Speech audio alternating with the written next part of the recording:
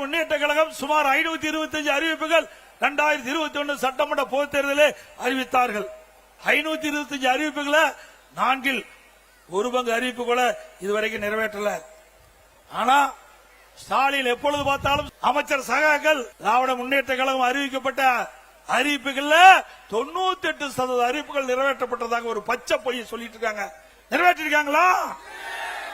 பொய் தானே. இன்றைக்கு நம்முடைய நகரத்தில் இருக்கின்ற வாழ்கின்ற மக்கள் அவருடைய கல்விக்காக வங்கியிலே கடன் வாங்கின கடன் ரத்து பண்ணிருக்காங்களா? இது திராவிட முன்னேற்ற கழக தேர்தல் அறிக்கையிலே குறிப்பிட்டிருக்கார்கள். திராவிட முன்னேற்ற கழகம் ஆட்சிக்கு வந்தா அந்த கல்வி கடன் ரத்து செய்யல. அதோட திராவிட முன்னேற்ற கழகம் ஆட்சிக்கு வந்த உடனே நீட் தேர்வு ரத்து பண்ணாங்களா? அதோட நீட் தேர்வு விலக்கு பெறுவதற்கு ரகசியம் இருக்கின்ற என்று இன்றைய துணை முதலமைச்சர் அன்றைய தினம் சொன்னார் தேர்தல் நேரத்தில். ஆனா ரகசியத்தை சொல்லிட்டார் முதலமைச்சர். இந்த 2 சட்டமன்றத்திலே குறிப்பிட்டார்.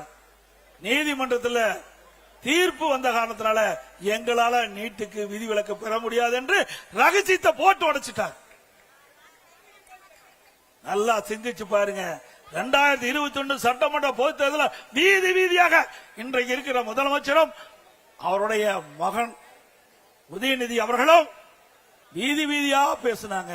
திராவிட முன்னேற்ற கழகம் ஆட்சிக்கு வந்தால் நீட் தேர்வு ரத்து செய்யப்படும் என்ற வாக்குறுதியை கொடுத்து இந்த இளைஞர்களையும் அவருடைய பெற்றோர்களை ஏமாற்றி வாக்குகளை பெற்று ஆட்சிக்கு வந்து இந்த அரசாங்கம் திமுக அரசாங்கம் சிந்தித்து பாருங்க.